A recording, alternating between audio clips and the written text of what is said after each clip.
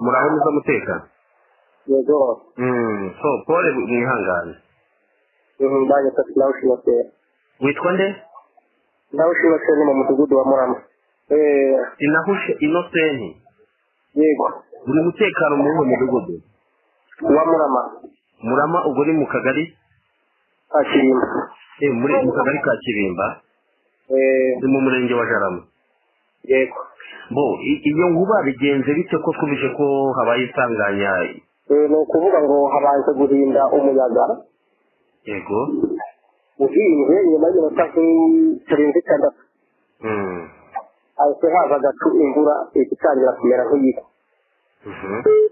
abantu batangira bajya kugama mu kazu k'abakizera gutabara hari akandi kari gahari ku ruhande k'umuntu ka plage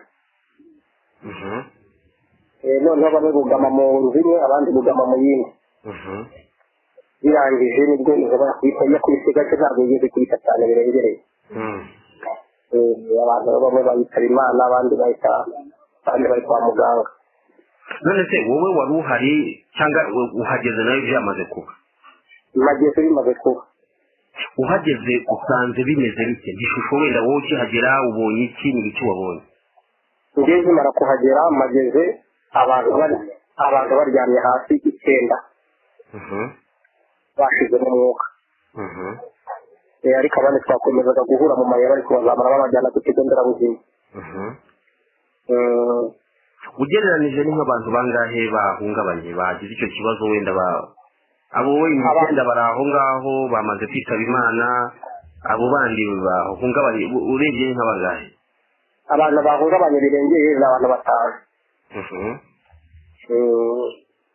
ariko abicenda bo bashizemo umwuka cyane ngo tubafite no ku kagari aho bari kubafite niho mwabashize tegereza mbere aho kugira ngo ujye kubaha ubundi bufasha ubu hari izihe nzego hageze inzego za polisi daso umuyobozi w'umurenge n'inzego z'akagari zose zahageze ubundi umuntu utahaza aho abereye iyo sanganya yo gukubitwa n'inkuba iyo nkuba yakubise abantu haturangire neza uturangire neza igice cy'ahantu byabereye ni ukuvuga ngo ugeze hano ku kagari ka Kirimba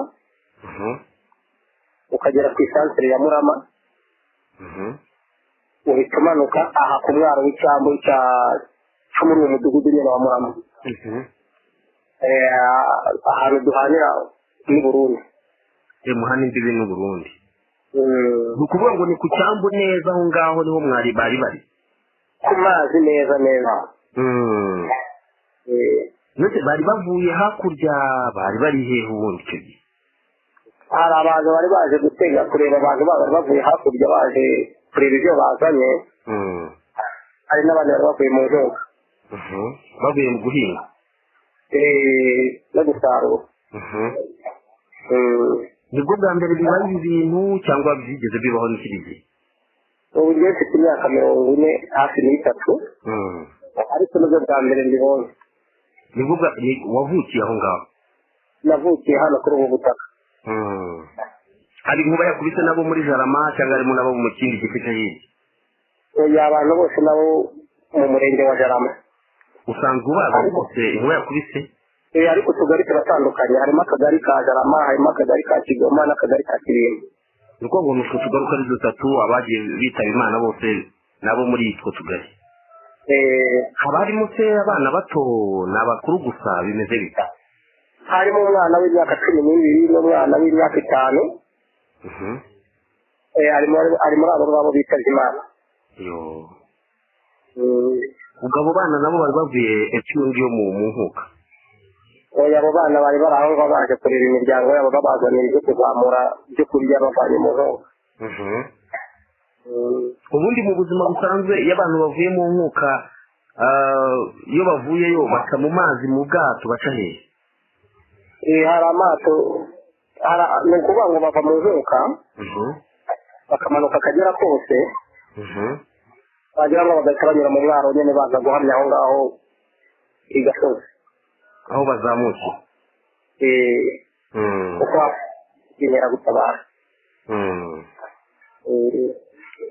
ubu se abantu bari aho ngaho bifashe bite urabona abantu bimeze bite duhaye wenda ishusho y'abantu uri kureba aho ngaho umwuka umeze ute? ni ukuvuga ngo abantu bari hano nyine benshi bahuye n'ihungabana, bamwe mo bararira abandi mo barababuze ndetse baciyemo bararitse ndetse bakanarigiraho.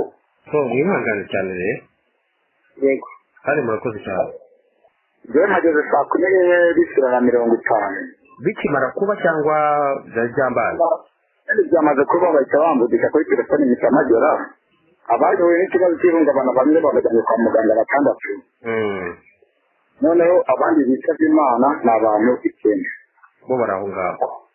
Barangaha ku kagari nyine no kuvuga ngo abaganga barahari. Urabona barimo bashaka abakozi bitabaze byibanze kugira ngo bajyane ku Kibungo. Kugira ngo bajyane ku bitaro bya Kibungo, ariko abaturage bahungabanye pe. Kwihangana muri iki gihe. Amazina yawe witwa nde? Nanyita Mukati Isenge Peru. Ngo witwa nde?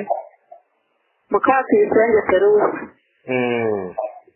Ese Peru aho hantu inkuba yakwise abantu wahageze sangapi? Ntabwo twageze ahantu ku mazi, usibye ko babonye babazana hano ku kagari. Turaha nyine ku kagari kuko ni ibintu bibabaje cyane, kuko ni ubwa mbere ibi bintu ngiye nabibona n'amaso yanjye. Nyine ni ibintu byamaze kurenga abantu, sibyo kwihangana, naho hatabayeho kwihangana hagenda benshi. Nta kundi tugomba kugerera n'ubu. Mwihanganire. Tugomba kwihangana. Ubwa mbere bibaye ngo muri Jarama mutuye? Ni ubwa mbere ibi bintu bibaye muri Jarama, kuko ngize imyaka 32, ntabwo ibi bintu ndabibona pe. Ni ubwa mbere bibaye, nta mateka amenya atazanavaho. None se hari abaturanyi bawe cyangwa wenda umuturanyi waba yagendeye muri iyo mpanuka, muri icyo kiza cyawe wagize gutyo?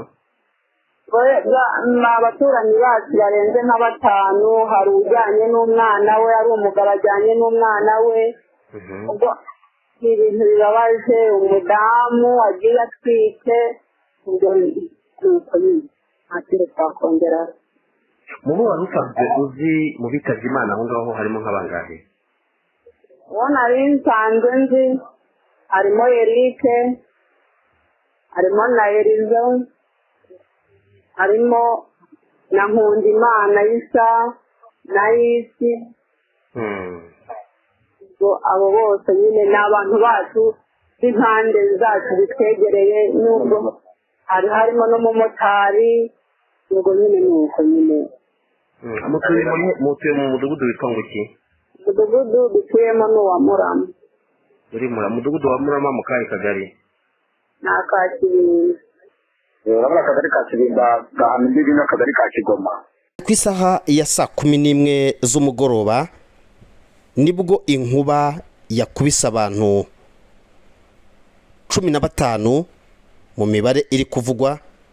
9 muri bo bahita bitaba Imana. Byabereye mu kagari kamwe mu tugari harimo aka Kibimba, niho habereye izi nsanganya, aho inkuba yakubise abantu bari mu karere ka Ngoma, ni mu murenge wa Jarama, ni mu kibaya neza cy'Akagera, aho u Rwanda rutandukanye cyangwa se rugabana n'u Burundi. Niho rero iyi nsanganya, iyi mpanuka navuga ngo iyi nkuba yakubitiye aba bantu aho bari bugamye. Aha rero imibare y'abari kujyanwa kwa muganga ikomeje kugenda yiyongera, ndetse n'abitabye Imana bivuga ko ari 9, ariko nabo bashobora kuza kwiyongera. Ubu tuvugana abitabye Imana bakaba bakiri aho ngaho ku kagari ka Kibimba, naho abagize ikibazo cy'ihungabana benshi bakaba bajyanwe ku kigo nderabuzima, ndetse abandi bajyanwa no ku bitaro bikuru bya Kibungo. Twihanganisha rero imiryango y'aba bose bitabye Imana ndetse n'abafite bahuye n'irihungabana, aho iyi nkuba yakubise aba bantu batandukanye.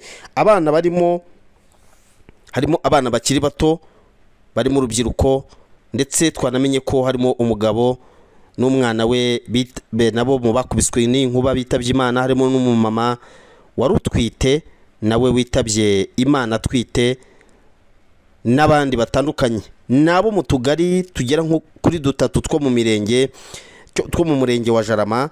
Ubwo ni mu kagari ka Jarama, Kibimba ndetse na Kigoma.